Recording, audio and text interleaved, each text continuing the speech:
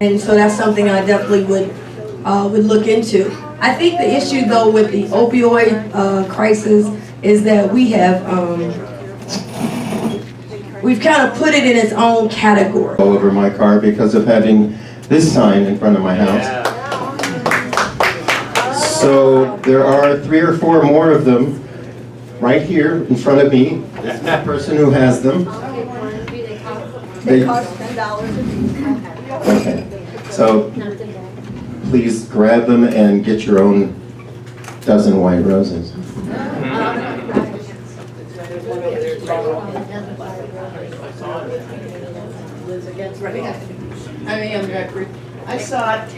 I saw Al Gore's, the preview of Al Gore's film last night. Don't miss it. It's incredible the things that we have not been told or that I wasn't aware of in the last 10 years. It's opening August 4 in the regular theaters. What's the title? Inconvenient sequel, right? Inconvenient sequel, I think. Hi, I just wanted to introduce myself. I am the new Southwest Regional Director for Sheriff Brown. My name is Leo Brown.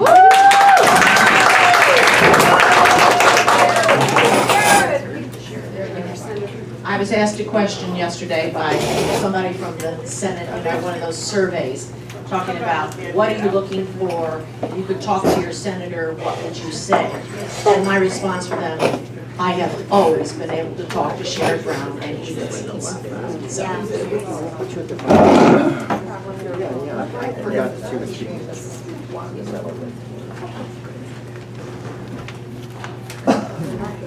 Look who's here. Welcome, Alicia.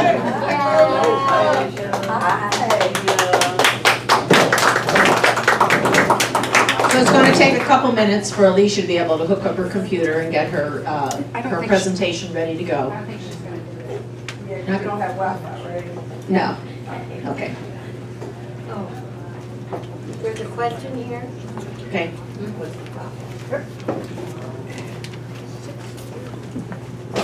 Hi, John Reese from the Democratic Club up north. I always forget what it's called. Is it North Central? Yes. Okay. Oh, I just want to let you know that just before I got here on VXU radio, there was a man on, and I can't remember his name, but he just came out with a new book, and it's called Red Notice. He's a person who's done everything you can imagine in the business world with Russia, and his book is about how super corrupt the government system is. I mean, it's makes ours look pretty holy compared to Russia. And just one comment he made, it just pointed out that he said that Vladimir Putin, some time ago when he was doing business with the Russians, but Vladimir took 50% of all the oligarchies or businesses, they call them oligarchies, in Russia. He took 50% of all their profits, and he claims that Vladimir Putin is the wealthiest person on earth. And guess who's likes him? Oh, yeah. It's called Red Notice, the book. It's a brand new book. After this meeting, along about 1 o'clock, Robert Sturdivant, who's with the Cincinnati Educational Justice Coalition, is going to be bringing a delightful man to visit with us. He is from AROS, which is the Alliance to Reclaim Our Schools. And James works with the teachers in Cincinnati and all across the country to help organize us into what we need to do to reclaim education. And we have 2 big issues for this next year. The very first one is fair funding. And we know schools are not funded fairly, and now with Betsy DeVos in there taking all the money away from schools, it's really bad. And the second is to take advantage of the opportunities that we have out there to showcase our schools, to become involved, to form coalitions, and so everybody's out there to work to support our public schools.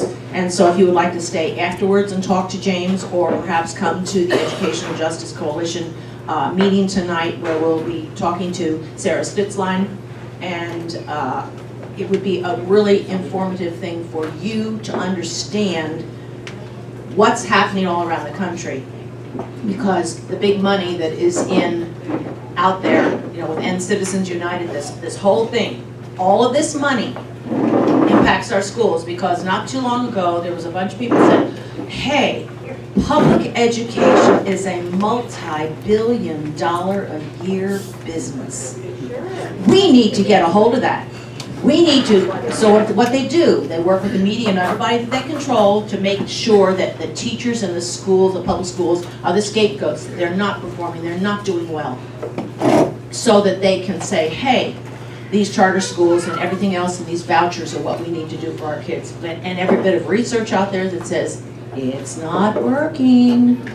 And so to have those kinds of conversations is really important as we move forward. So Alicia actually just went and got her laptop, and we're going to try, Liz, hook this up. Yeah. You seem to do a lot better with hooking that up with the projector than what I do. While Liz is busy hooking up, so to speak, I'd like you to know, several people asked last week about the redistricting petitions. We didn't have them. We have them this week again. We're back here at this booth. So plenty of guidelines, plenty of petitions. If you want to turn them in, you can turn them in as well too. Do you know the tally? Who knows the tally? It's over 100,000. Statewide. Statewide, over 100,000. And we need how many? That was That was a while beginning ago. of July. Yeah. It was over 100,000. So I guess we can assume it's like 120, 130,000, maybe 140,000. We need 300,000, I believe, but we'd like to have 600,000 for redundancies and errors and things they throw out.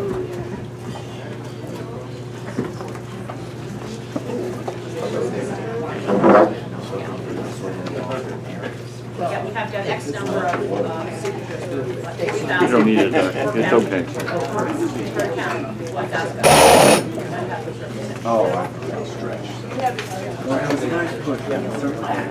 Anybody has any petitions, representative of Warren and Brown and Butler, those will be back there too. And remember, we have a couple minutes started here. We've got another petition here that needs to be signed. Anybody that's running against Steve Shabbat is going to get my signature, that's for sure. If you were in Congressional District 1. If I had to vote for Shabbat, then it's obviously. Yes. Would you tell us where District 1 ends? With the current gerrymandering, that's very hard to tell. Okay, well, what about Fairfield Township? No. Vine Street, more or less. Yes, Vine Street, more or less, is everything west in Hamilton County up to the Indiana border. Clifton is in one, Correct. Westwood, Priceville. Even Mount Auburn. They're all west side.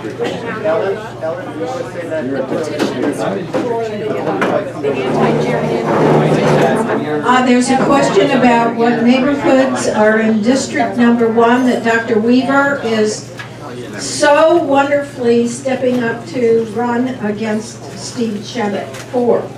It's the western part of Hamilton County, roughly speaking, divided by Vine Street. So I'm just west of Vine Street. I'm in District 1. If you're in Price Hill or Westwood or anything to the west of the valley, you're certainly, the railroad yards, you're certainly in District 1.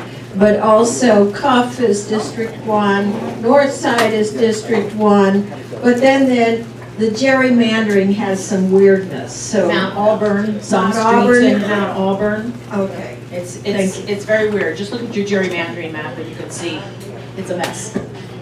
Parts of Blue Ash. And parts of Blue Ash, So if you went into the polls and you saw Shabbat on your ballot, you are in that district. Sharonville, Montgomery. They're all in this, yeah, and it just swings up. Even Loveland. Even Loveland is in District 1. District 1. Sharonville's in District 1. Blue Ash is in District 1. Correct. Anybody, a part of Blue Ash? Any, Springfield, do you know? Springdale. Springdale is in District, All the way up to Lebanon. and it goes all the way north to Lebanon. Right, it goes all the way north to Carlisle. It goes north to Carlisle and to Waynesville. That's how far north it goes. It goes up to around mile marker 43 on Interstate 71. What they did was basically, you can't.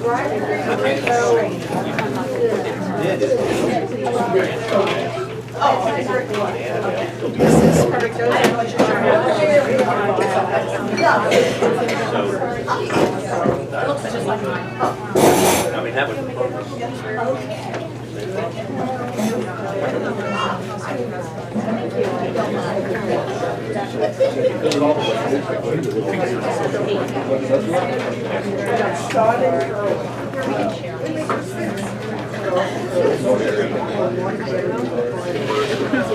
I was asked a question last week by a group of people sitting at a table and said, what kind of candidate would you like to run for office?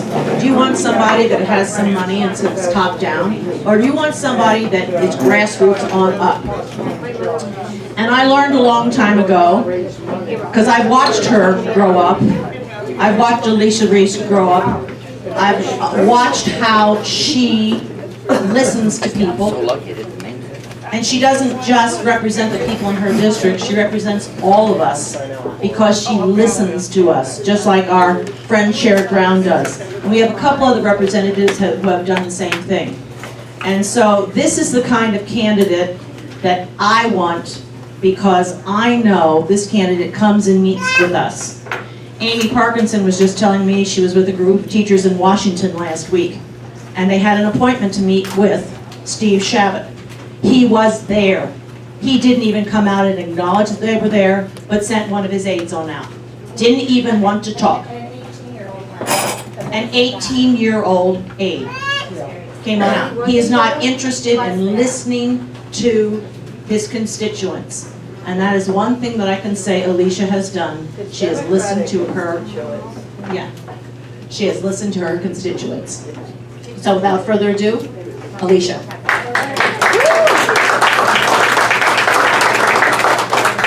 Thank you, and good afternoon, Democrats. Well, this is Von Hill, so we do it pretty loud. Good afternoon, Democrats.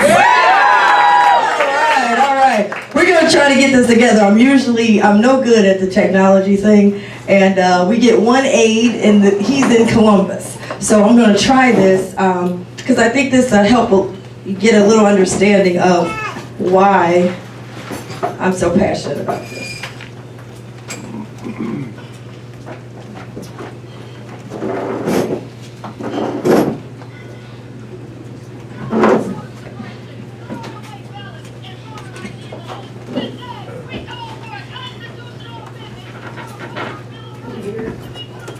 I can hear you. We can't hear it. Can't hear it. Now it's. Hold on. We'll try it one more time. I gotta find my speaker. Trying to find words. Throwing away ballots and voter ID laws. Today, we call for a constitutional amendment for a voter bill of rights to be put on the ballot and free the country, kicking it off in Ohio. Can we put a mic? That's what they're doing. The whole thing that we put together in a bipartisan way, it now puts it in the Constitution so that no one, the General Assembly or anyone else can change it without talking to the citizens and allow the citizens to vote.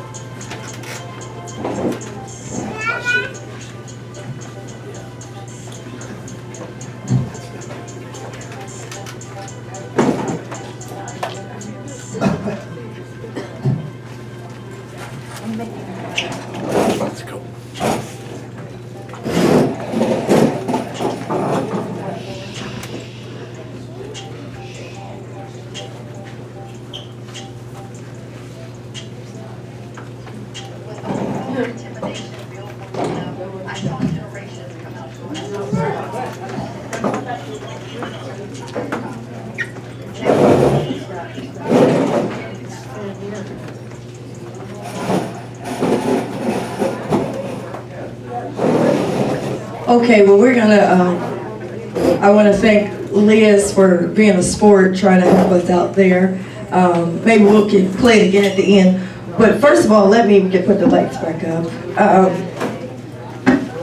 Thank you for inviting me and letting me be a part of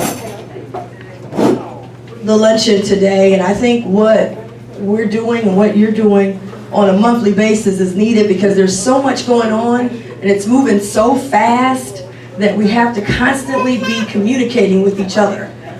If we are not communicating with each other, we might miss something. Even being an elected official myself at the State House, I could leave the State House, get on I-71, before I get home, they've done something else ridiculous. And so that's the kind of climate that we are in right now. America is under attack. Ohio is under attack. Everyday citizens are under attack. Everybody is under attack. And so people don't know which way to go. They don't know what's going to happen tomorrow. And it's a scary situation for a lot of people. So when I look back over my political career, I'm from Cincinnati, many of you may or may not know. I'm a proud graduate of Cincinnati Public Schools, came out of Withrow High School International Studies Academy. I think they did pretty good with me. I went away to college down in Louisiana at Grambling State University. And when I went down south, we took on David Duke, who was running for governor at that time. You know David Duke. And David Duke said that he wanted to close down colleges and turn them into prisons. And I was proud to be a part of a student group that put together diverse students. Black and white students came together and we said, we will stop David Duke. We will not let hate divide us. We will unite. And we were able to register and get 7,000 young people involved. Wanda Miller, could you I'll need my phone. Yeah, your phone is not getting a Wi-Fi here. Oh, okay. Okay, go ahead. Go ahead. Go ahead. Okay, so Wanda Miller is a good friend of mine. She comes to everything, and she comes and has knocked on a lot of doors. So I want to just give her a shout out too. A nice volunteer. And she gives me some strength too because she says, hey, you know, Alicia, keep fighting because, you know, I've got a precondition. And without Obamacare, I don't know where I'm going to go. But I'm going to get up every day and I'm going to fight. And so people like her keep me going to continue in this fight. I am in my 4th term as a state representative. I served on Cincinnati City Council in 1999. Believe it or not, and got a lot of young people involved and was excited about that. Served as the vice mayor, went away to serve under Ted Strickland's administration as the assistant director of tourism and had a great opportunity to travel all 88 counties, promote all 88 counties, and had the largest ROI at that time of any marketing campaign for the state of Ohio, creating jobs and money for the industry. My mother, who had breast cancer and MS and was fighting it for 12 years, was getting more ill. And so I had the opportunity to come back home, as I was coming home every week anyway, but to come back home and represent this district, the Fighting 33rd, because Tyrone Yates was being termed out and he had asked me if I would consider running in this district. And for me, it was a no-brainer to be able to represent home in Columbus, at the same time be able to see my mother more often. Unfortunately, my mother passed. She never got a chance to see me become a state representative, but she got a chance to see all the other things that I was blessed to be able to accomplish. And so I got to the State House, and the issues that I care most about, all the way back to my college days, were at threat, one of them being voting rights. I was concerned at that time that every 7 years the Voting Rights Act had to be renewed. When I was a college student, I was told not to worry myself because they would never be crazy enough to touch the Voting Rights Act. Well, fast forward, I'm at the State House, and they got crazy. And so they not only had a lot of bills coming in. I mean, these bills were coming in so fast, you wouldn't believe how many bills were being introduced to suppress the vote. And the reason was, prior to me getting there, after the Bush debacle, you remember that, the hanging chads and all of that, Ohio said, wait a minute, oh no, we're going to be a state where everyone can vote, that is eligible to vote, and we're going to make it accessible. So they came together with a bipartisan voting rights bill, and that bill was signed in by Republicans and Democrats. And that bill created early voting. It created provisional ballots to be counted. It created a better system for more people who are working families to be able to participate in the voting process. There was one problem. It was only a bill that became a law. And unfortunately for Republicans, in their minds, everyone who was eligible almost did come out to vote. College students who they thought would never show up, showed up and showed out in record numbers. African Americans who they thought would be suppressed, they came out and voted in record numbers, and other minority groups, and the people's voices were heard. President Barack Obama was elected. He won Ohio. He won Hamilton County, the swing state and the swing county. So Republicans said, wait a minute, this is not what we had in mind. So because it's a law and it only stays in as long as those who are in power, they could change it. And so my entire career at the State House has been trying to defend them chipping away every month, every week, every session, how to roll back the voting rights that they put in place in a bipartisan way. And so as we have been defending these things, the Voting Rights Act of '65 got touched. Supreme Court ruled that the component that was the oversight, that was the meat, if you will, of the act got gutted. When that got gutted, of course, it sent a wave across America. Many states from the South to the Midwest began to start rolling back voting rights. And so that's the position that we are in today. Right after that got attacked, I was scheduled to speak at the 50th anniversary of the March on Washington, where Dr. King stood. I had an idea for many years, back to my college days, of getting a constitutional amendment for voting rights.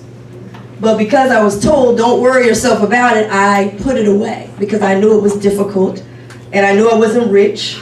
And so I said, God, give it to someone else. And so as I got to the state, it came back to me and I said, no, give it to someone else. It's too difficult. I don't have all the money. I'm not rich. Let someone else do the hard work. But when I got the news right before I'm getting ready to speak, where Dr. King stood, that the Voting Rights Act had been gutted, and I was asked to speak on the Voting Rights Act. Now I had to remember, you're very nervous going to, you're at the mall and you've got 250,000 people, you've got 1 million plus watching at home. I mean, I've given a lot of speeches, but never that. I always say Beyonce at the Super Bowl. I had the March on Washington. And they said you had exactly 3 minutes, which I knew it would be exact because they had all these big name folks, civil rights leaders and, Nancy Pelosi, all of them, and they all got cut off. So I knew they would cut me off. So that night I was asked to talk about voting rights. So I already had my speech when I got to Washington. I threw it away. I said, oh my God. I started praying and writing. I stayed up all night. I didn't go to sleep. And what came to me was no more temporary solutions to permanent problems. And see, the Voting Rights Act was a temporary fix. It was bold for its time. It was very bold. But we hadn't taken it to that next step. And so I decided to speak on that at the March on Washington. And it was, I think, the day that in my mind, I moved from a position to purpose. And what I mean by that is a position we can get elected to offices, and those are great, but you gotta have the purpose.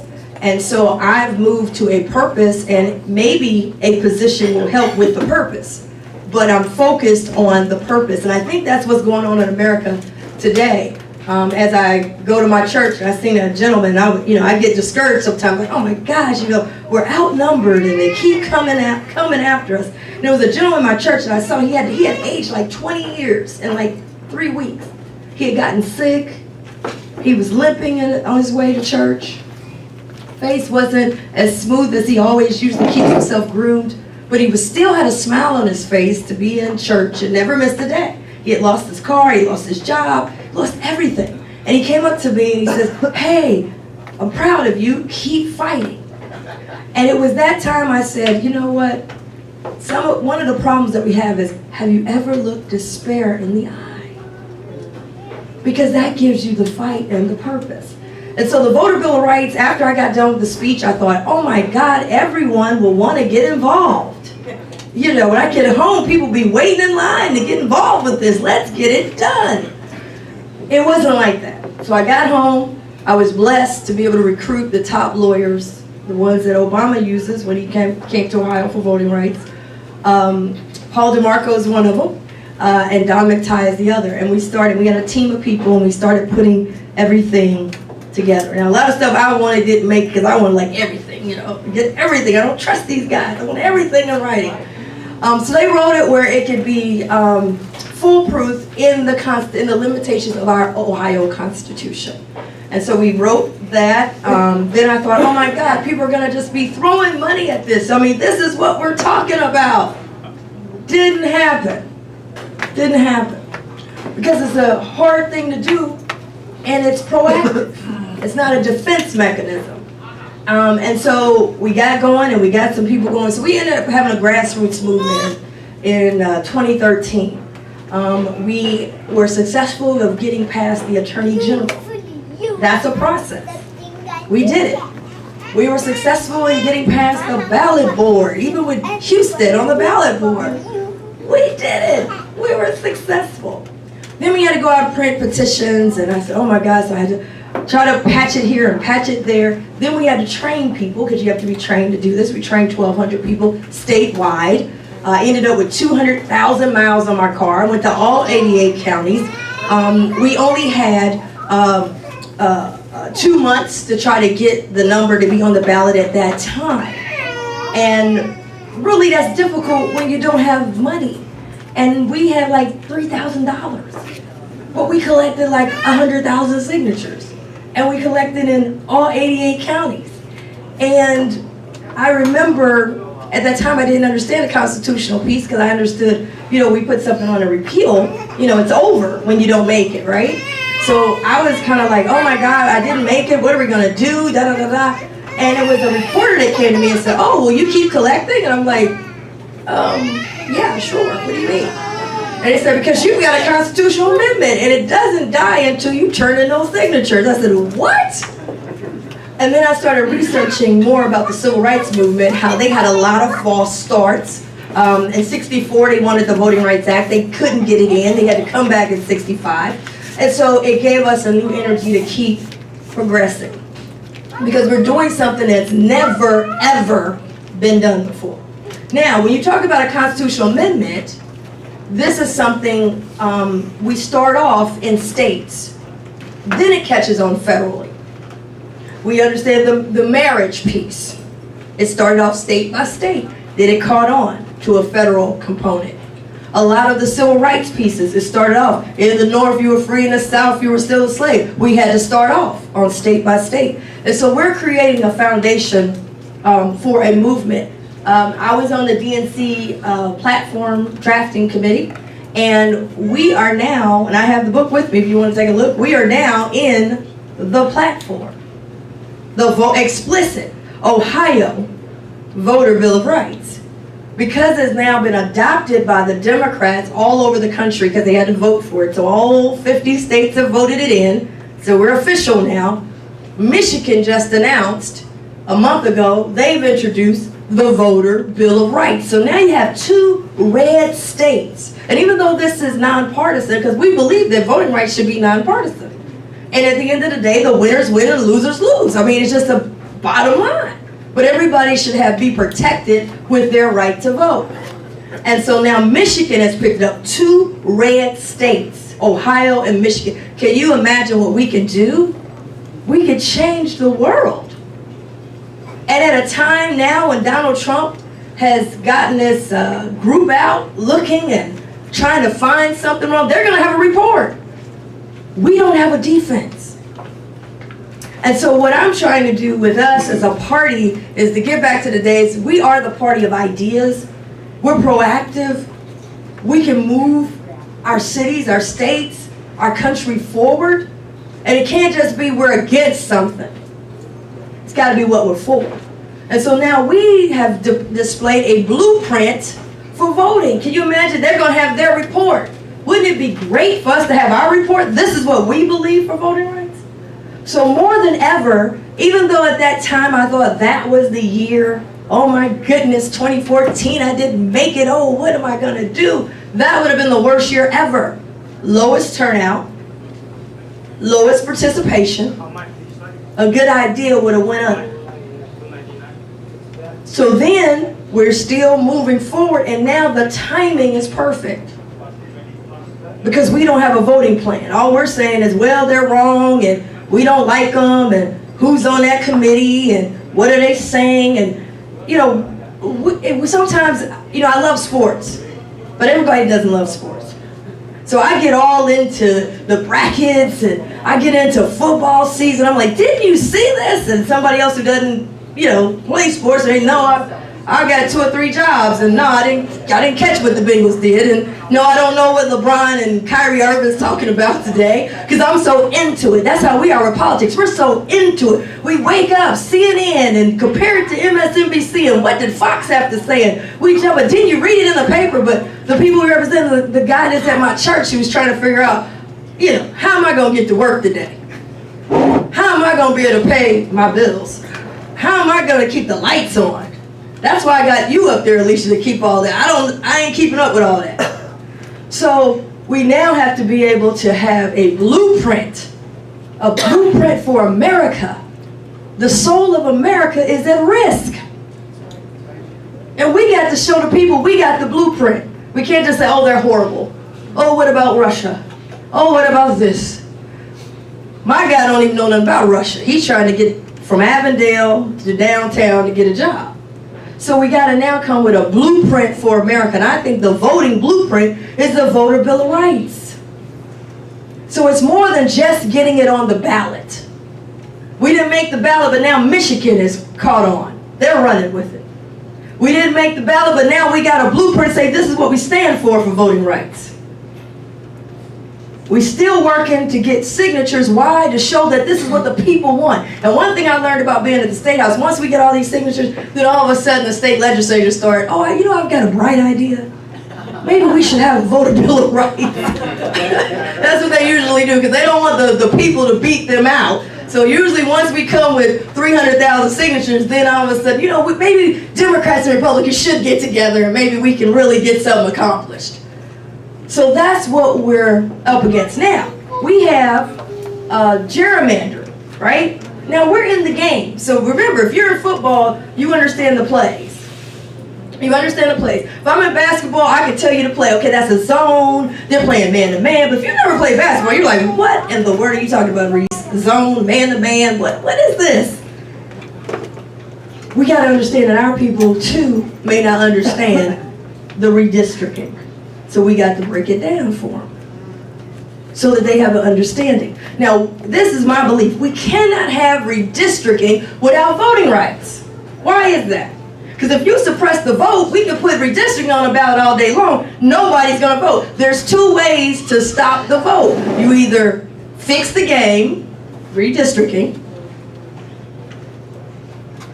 or you make sure the people ain't in the game. You got Donald Trump saying, thank you for not voting.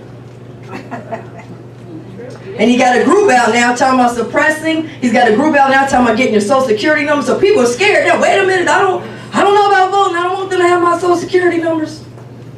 So we have a 2-part thing. We can get the districts, but people can't vote. So we got to have both. And I really wish we should have been with petitions on both components. Both components, I think.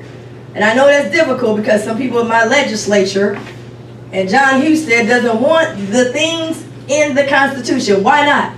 If it's in the Constitution, how it's written by our own Paul DeMarco from our county, you can't make no changes without coming back to the voters. Right now, they're making change. You have no idea.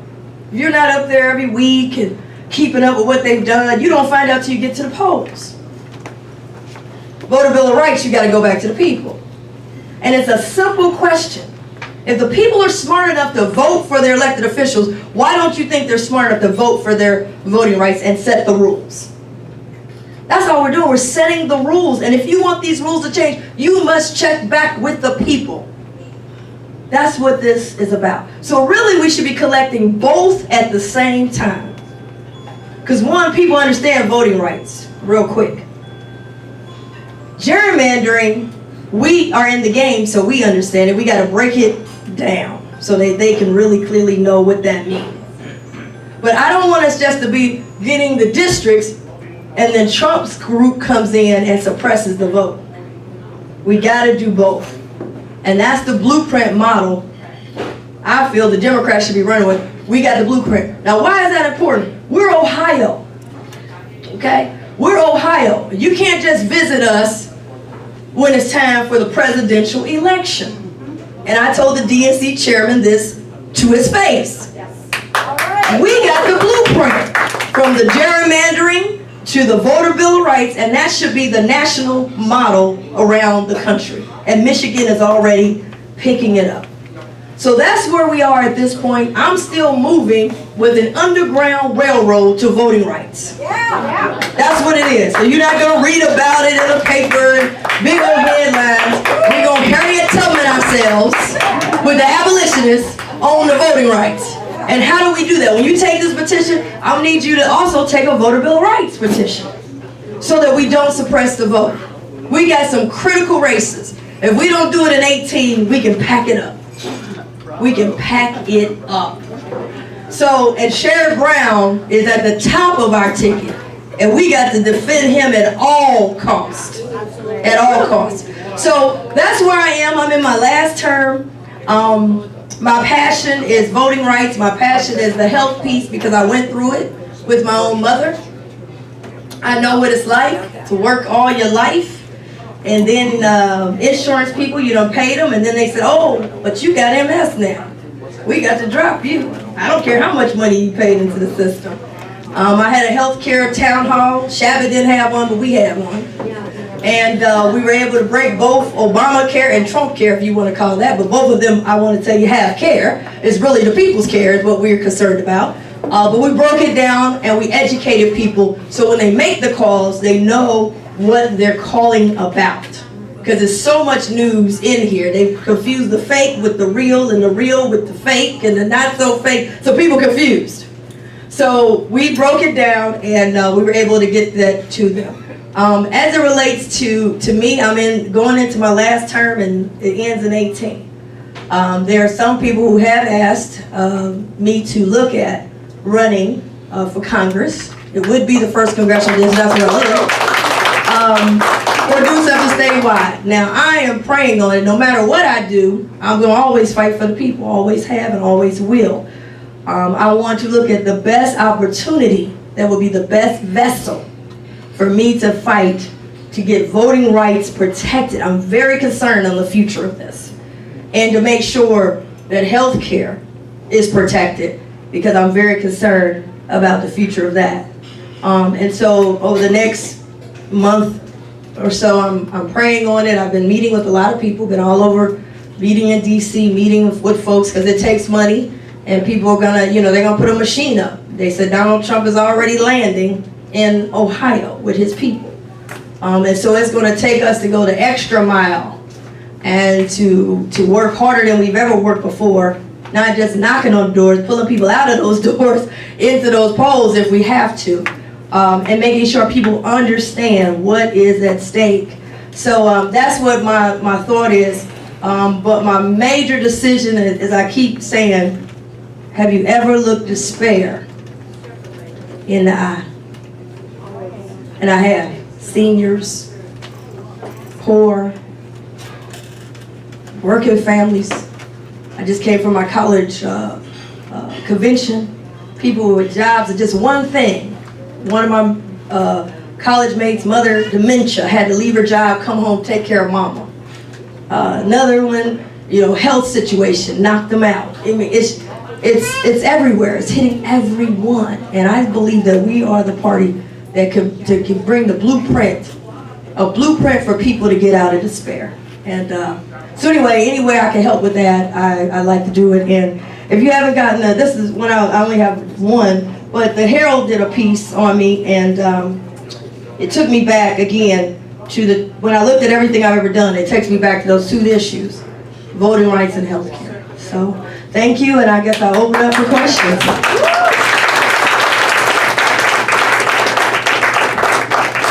I'm going to ask you one question real quickly. I have the mic.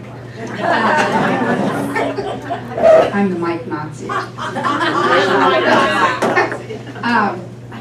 As you said, we have to make sure we keep voter rights. But what happens when you can't get the people to come out and vote? That is so frustrating. Do you have any ideas for that? Yeah, I think that the issue, we have been putting the personalities, because, you know, we had President Obama, he gives these speeches, and I mean, I met him when he was running for United States Senate and no one thought he could win. They had this other guy from Chicago, had all this money and good-looking guy, and he said, oh, he could win, and the guy got in trouble, he had to drop out. But he didn't drop out before I met. So I went to Chicago, I was summoned to Chicago, and we were at this club, and it was like 10 people there. And I'm like, you know, my friend was like, you need to come here. There's, you know, this guy Obama, he's great. I'm like, oh, okay, well, you're my friend, I'm gonna go. But when I heard him speaking, there was like 10 people. I mean, I was starting to cry, like, put me on the team, let me help, you know. Here's my shoe money, I'm gonna give it to you. But, so he could really speak. And so we got into personalities. We got into, oh man, you gotta have somebody that can really, you know, have the personality. So it wasn't a hard sell. You know, we go door to door without, I mean, people were like, yeah, I'm coming, I'm on my way. And so we were blessed to have that. You don't have that all the time. You don't have a Kennedy all the time. You know, Kennedy, look how long it took. You don't have that all the time. Bill Clinton was the kind of guy, he could talk to you. I mean, you don't have that. So we started looking for personalities. We look for two things. We look for personalities, we look for people who already got money. That's a problem. It does take a lot of money, don't get me wrong. But my point is, we saw what happened in Georgia. 23 million or 21 million didn't work. We're making the same mistake now. I looked on the thing, you know, it comes out, oh, we're going behind this candidate. Oh, they're great, they got millions. The Republicans figured it out. Well, if it's going to be a, you know, a dollar fight, they win. If it's a dollar fight, they win. We have to have something on the ballot. People now want to be empowered themselves. The millennials don't want you to tell them what to do. They want to have the power to do it themselves. That's why the Voter Bill of Rights, I think, would have been great to have on the ballot, because now you're telling people, go up and vote for yourself. You know, we're not going to tell you what your voting rights is. You go up and vote for yourself. We got to start putting those type of issues, not just that issue, but putting those issues. Remember, Republicans, we were in charge, they started putting ballot initiatives everywhere. They were killing us all over the country with ballot initiatives, and that's how they got their base going, because they couldn't out-talk us. We had the better talk, we had the better candidates, we had the better looks for candidates, everything. They had the ballot initiative, where people say, oh my God, I gotta get there, you know, because this is what I believe in. And it's a shame we can't put health care on the ballot. We need something on the ballot that gets people off the couch. The reason we lost, not because, oh my God, I just love Donald Trump. No, people stayed, if we were battling the couch. We weren't battling Donald Trump, we're battling the couch, saying, people were saying, I'm not in it. I don't feel I'm a part of it. I mean, my issues aren't there. And when we get in, we got to make sure that we get our stuff from the bottom. Because remember, the way we won was the people from the bottom. Those people with despair was given $5.50 and $1.25. When I went to the inauguration, this older lady, she was 98 years old. You know, everybody had to walk. And she was walking on a walker up the hill, and it was so cold. I mean, it's the coldest day I've probably ever experienced. And I went to her and said, oh my God, let me help you. She said, no, don't take this moment from me. I had to be here. My point is, once we have to have that same fight when we're in office. That we got to feel like, wait a minute, we got to fight. This 98-year-old woman came all the way. She's walking up a hill. She's on a walker. She's giving $1.50 out of her Social Security check to make sure this happens. So our policies have to be bottom-up policies. Because if the people down here don't feel anything, we're screwed. And that's why I say the White House to the State House, to the courthouse, to the schoolhouse. Because I've seen money come from the federal government, and I'm in transportation, they said, we don't want it. And they send it back, so it never made it down here. So no jobs. People say, oh man, I don't have a job. People with small business, oh, I don't have no extra money. Everybody I know is working paycheck to paycheck and barely making it. And I'm talking about real people working. Real people working. I got a friend who just got a kidney transplant, scared to leave the job because she said, "I ain't no way I can get. They're not gonna pay me." So we got to now come our policies got to come from down here. I mean, if we're gonna go to the barbershops and ask for votes, then our policies got to hit the barbershops. And I think that that's one of the things, if I would say, as Democrats, that we got to work on as Democrats. That's something we got to work on. Then we got to do what we say we gonna do, even if we lose. I'm on a house floor, I lose every day because, I mean, we're outnumbered like crazy. It's only 33 of us out of 99. But sometimes I don't lose. But me bringing it up, I might touch somebody. They gave $0 to Central State. I gave this speech, not a vote in the whole gallery. But when I sat down, it touched one Republican that you never would have thought would touch. And he came to me and said, I heard your speech. I owe you a visit. I've always voted against Central State just because. I've never visited there. He went there, met the students and everything. I can't get him off at Central State campus there. And he got the money. So we got to stand up even when we think we may lose. So that's where I guess I'm more passionate about where we are, because I think the Democratic Party, we're at a crossroads right now. And we can't out-Trump Trump, so don't go we're looking for another Trump type to run on our side. No, not gonna work. You get away from your base, they gonna double back in your base. I'll tell you right now, Mike DeWine, Attorney General, has doubled back into Central State and has created a scholarship program. They're doubling back into our base. And so that's where people get frustrated with Democrats as a whole, that when we get there, we're so big that we're not down here. Russia's important, but let's get down here. Let's get down what's going on in Bond Hill, what's going on in Wyoming, what's going on in Aberdeen. We got to stay down here. We get up here, Russia, Russia, Russia, and we ain't got nothing down here. Workers, workers, workers, we're gonna lose our base. And that's what I want us to get back to. First of all, I want to thank you for all you've done. And thanks for being our leader all these years. I'm excited to see what you're going to do next. A lot of us are supporters of single payer, Medicare for all, and I just wondered where you stood on that. So, the single payer Medicaid for all, which I've learned more about, and I like it. The question is, can we get it? And so I think it's a two-step process. The first thing we try to do is defend what we have, because, you know, millions getting ready to be thrown out. To get that, we're going to have to get more people elected, because we need numbers to get to that component. And so I think that sometimes we, as Democrats, what I'm worried about is that we're going to end up knocking each other out because we're not, fighting over these issues, and we don't have the numbers to get anything done. And so I'm very open to that. I like the concept, but my first priority is trying to hold on so we can work on something better, but I don't want us to lose everything that we have, because too many people are on it, on the Affordable Care Act right now. Now let me say, Affordable Care Act, it is not perfect. People say, oh my God, it's perfect. To get this kind of, this man did something that had never been done before. We're talking about a Roosevelt type moment, and so it can be improved. But to throw it away, no, too many people on it. Too many people need it. And so we went from nothing to this. And I think that we can work to improve on it, but we got to get the numbers.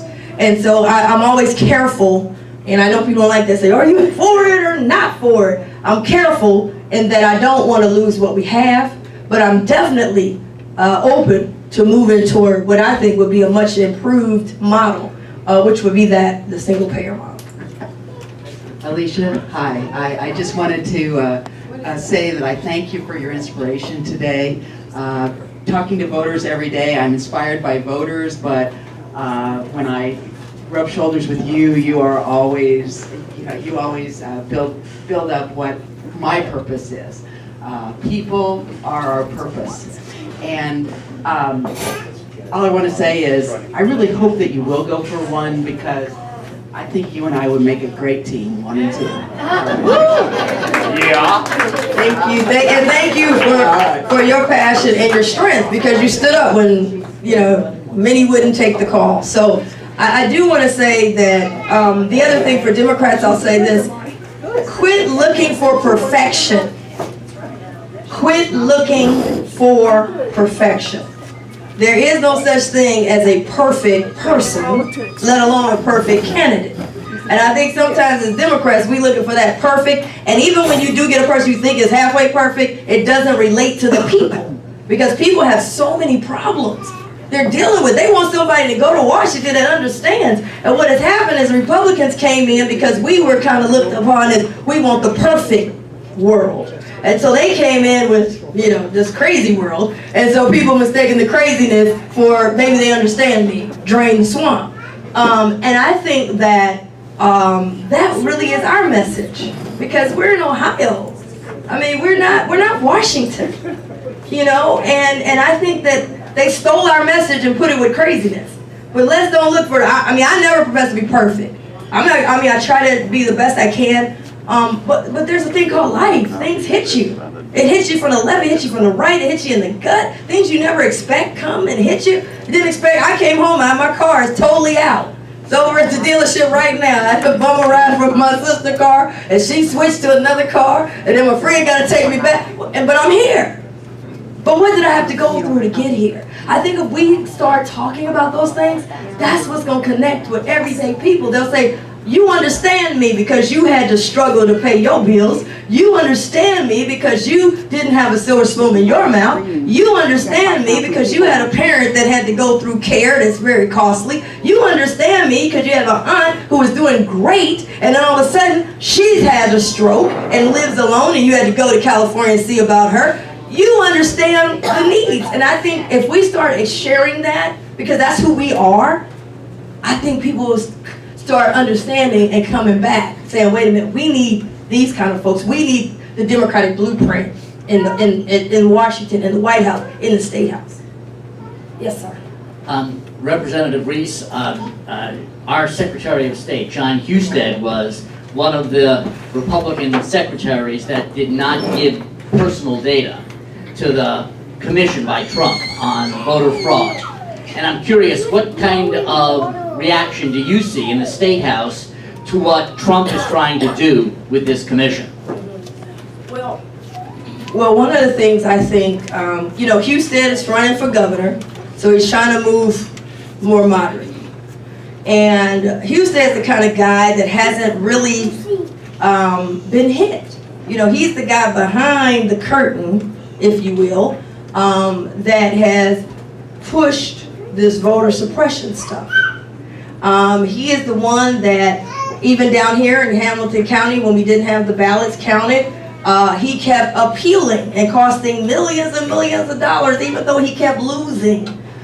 He's the guy, when the computer went offline, he was down here to do a photo op, and the computer went offline, and we were down for about an hour or 2 hours. He was in town. He jumped in his car and ran back to Columbus. He didn't roll up his sleeves and say, hey, let's get it, get it together. So don't be fooled by Husted. He's also the one that purged almost 1 million plus people off of the rolls, and even though he, ended up appealing and winning, then after he purged you, he sent out a letter with his picture on it, or his signature, saying he wants to help you get registered. So people say, oh man, he's really trying to help me. So don't be fooled by him. I think that there is a power struggle in Ohio with Donald Trump, who wants to win Ohio. He wants to control Ohio. He will play a role in Ohio. He's going to play a role in the Secretary of State's race. He's going to play a role in the governor's race, because you have John Kasich, who has put up some resistance, and he doesn't want that anymore. So these next set of candidates, it won't just be you running. If it was just, me and Shabbat, come on. But we're talking about everybody, from the Koch brothers to Donald Trump to everybody, because they want to control Ohio. And they don't want to have resistance. When they want these, this data, they want a Secretary of State that's going to hand it over. And so they're going to be running their candidates. And so it's going to be really interesting. I'm happy that he didn't give the data over, but also see that he had a double statement. He told us he had to suppress all this stuff, suppress the votes, because oh my God, he got to deal with voter fraud. And the voter fraud we found was someone who was mentally ill. The mental ill that you caught here, she's mentally ill. And you say you're for mental illness and everything, you want to get care and everything, but you didn't find anything. So now we told you you didn't have anything, except maybe this one case or a handful of. And the thing is, the system works. They were caught.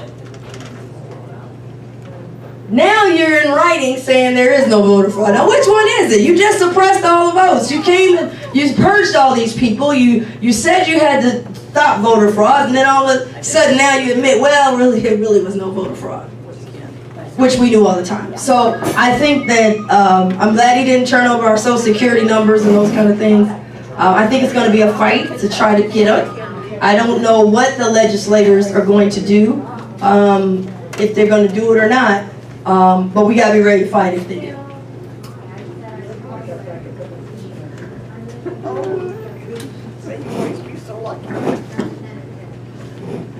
I have a question concerning, you made a lot of statements about our party on the national level and, being, not listening to what ordinary people want and need.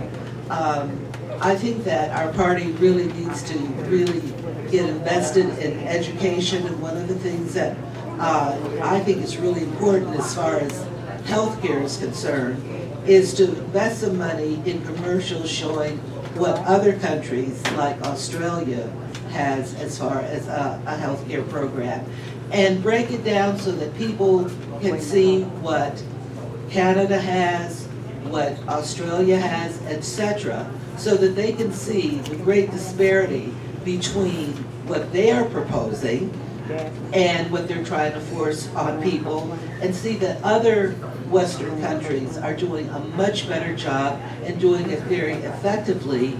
And an example, we went to a meeting where Portland didn't show up, and one of the participants in that town hall with Portland missing, so we talked to his photograph, explained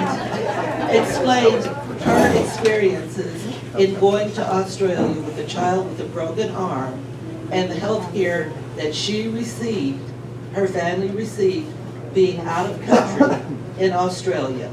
Absolutely wonderful. Out-of-pocket expenses, very, very minimal.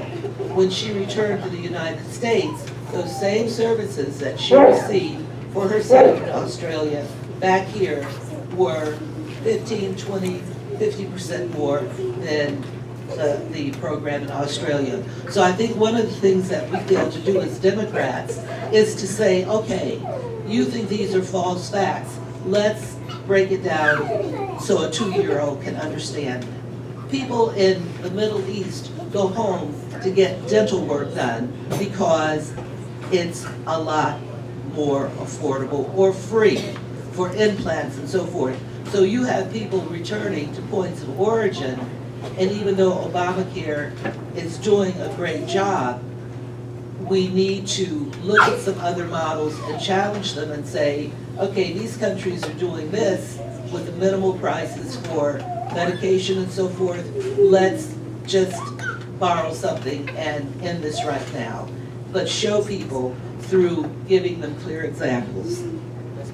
Thank you. I can't say it better.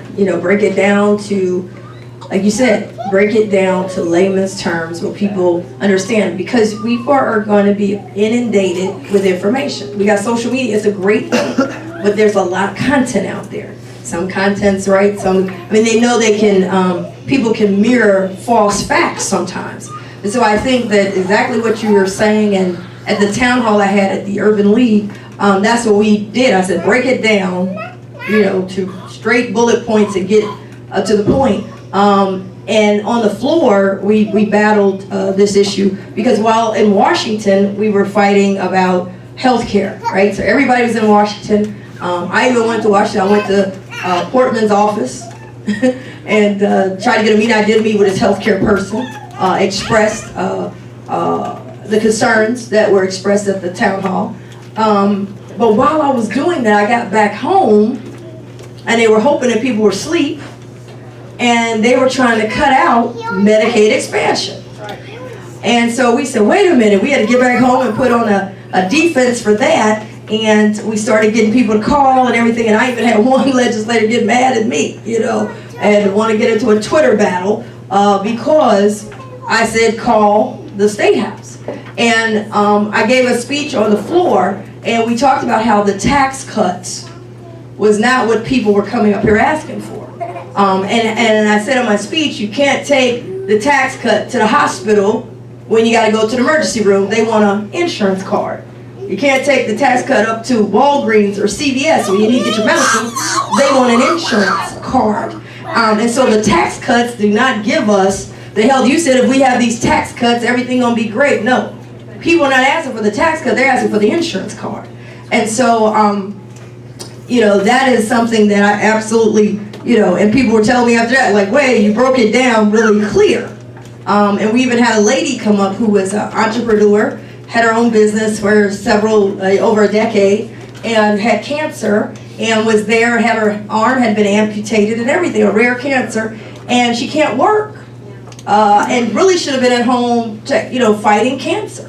But she had to come to the State House to fight for health care. And it's just, amazing that some of the people, you should have heard, I'd love for you, you go to my Facebook page, State Representative Alicia Reese, you can see some of the responses of people you wonder, like, have you ever experienced anyone that, got sick? And so we have to, my point to all this is, while we're up here just saying Donald Trump, that's okay. But we can't let the party, the Republican policies, because one thing about Donald Trump, he says it so it's all out there, everybody knows. But there's some Donald Trump thinking that has been going on for some time, but it has been masked behind the scenes. And so the policies, getting rid of Obamacare or Affordable Care Act, that's not just a Donald Trump thing. These guys, the Republican Party's been saying this for a long time. So they have to be held accountable. And so I want to make sure that in our messaging, because that's going to be key, because in our messaging, like what you just said with Houston, Houston said he's not going with Trump. Well, Houston, you were for voter suppression. So we got to connect you. You can't disconnect yourself from Donald Trump, the policies. And so it's not about Trump the person, it's really about the policies of a party of failed policies, tax cuts for the 1% that didn't trickle down to anybody, jobs that we have that's making small wages and people can't afford anything, working 2 and 3 jobs, can't retire. We got to stay, we cannot let them, because after a while, if Trump look like he going down, they gonna jump out and act like they fighting Donald Trump. No.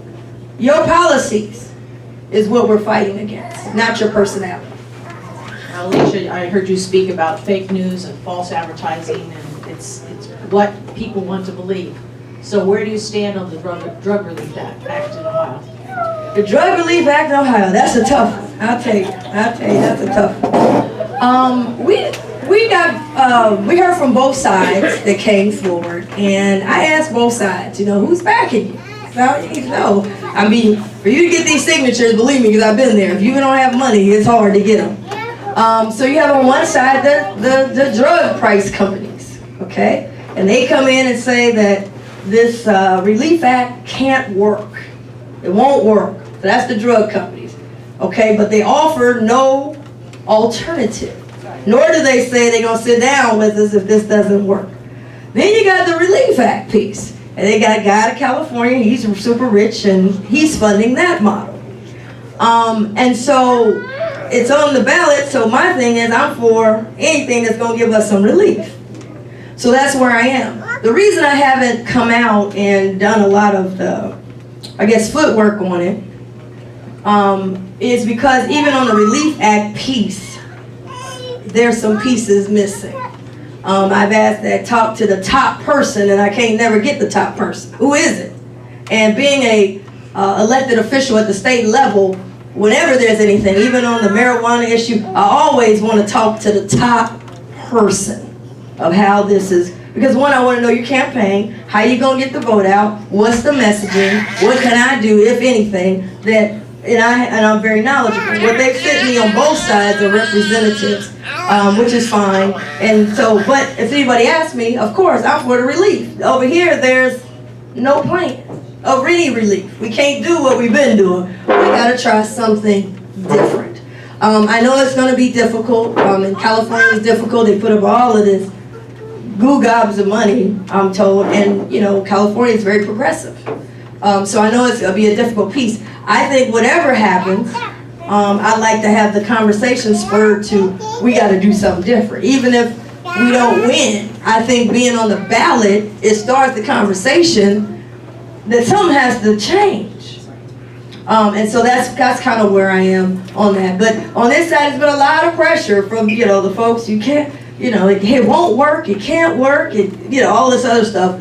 But we can't keep doing the way we've been doing it. Last question. Anybody who So I support the relief. Anybody say what was the question? I'm on the relief.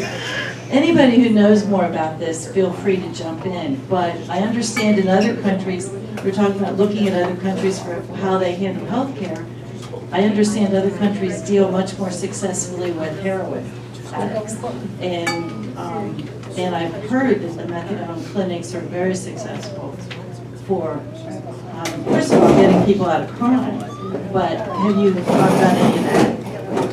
That's a good point. I have not, and so that's something I definitely would look into. I think the issue though with the opioid crisis is that we've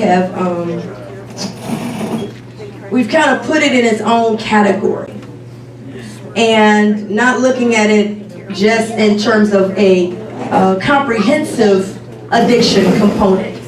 We try to separate it from healthcare, so that's why you have, you know, kind of Senator Portman's like, well, I'm for the opioid, but, you know, maybe we could cut Affordable Care Act. You can't separate the two because you got to have care. And I think that it cannot be its own model. Because when you do that, they cut all the other services around it that is needed. For example, in the state budget, they jumped in. We got 174 million, they claim. We couldn't find it. We looked for it, but then when we told them we have a real funding source called the Rainy Day Fund that's in the billions. Let's take it from there. That way I'm guaranteed that this money is going to hit the streets. They voted us down. So that made me kind of suspect about their budget. Then we said, well, wait a minute, take it from Jobs Ohio, because they get 150 million, I believe, a quarter from alcohol. So you guys drink a whole lot in Ohio. I guess they see what's going on in America. Let's get a drink. It's rough out here. But we said we just take 174 million. Now remember, they are in, you know, billions. They said no. So we got a little. So now all of these supposedly pots and, you know, they kind of added up. Well, this service could go to, and that made us very skeptical on real dollars with real solutions toward this. This is something that's going to take all of us. It's not something that, like you said, we're going to have to look at what are other countries doing, what are other models out there, and we're not going to be able to separate it. See, right now it's a good political issue. So I'm trying to fight the opioid crisis, but I'm going to cut your care. You won't have an insurance card. So we have to, I think, have, again, the blueprint model that has a more comprehensive approach. And we're going to try some things are going to fail that we try. That's the other thing I want to get with us. We got to take some risks sometimes. And it may not work, but we keep trying. And sometimes we get like, oh man, it didn't work, it's over. We on to the next group or the next person or the next idea. This may take couple of things. Some things gonna work, some things not gonna work. I also think the issue with the opioid crisis, honestly too, is despair. They don't want to talk about that. Oh no, everybody had an injury and was given some prescriptions. There's some people out here that are just like giving up because they don't feel like they can make it. The pressures of the world is too much. There's no light or no path.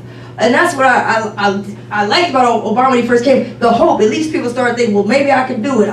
Maybe I can make it. So we got to get that back, because now it's kind of like, so much despair that it's going to be beyond those who are just given prescription drugs. There's going to be some other folk who just say, you know what, I can't do it. I remember on my street, I was off that week, so I'm usually not home. And 2 o'clock, I pulled in, and man, these cars was coming out. I said, wait a minute, they're not from the neighborhood, and they weren't from the district.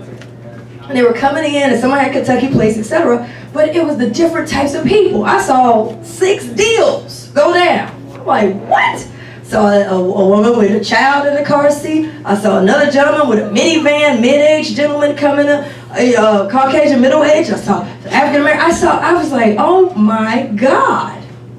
And my point is, it's gonna take all of us. And we're gonna have to try some things gonna work, some things won't work, but we can't give up. We gotta keep trying. So I would be open to looking at any model that has success, because what we're doing, I mean, we're putting money out there, but I'm not convinced that it's the model, and it might have to take different things but I want it to be an addiction piece versus just a separate entity, because that way all of the services that is needed would be funded.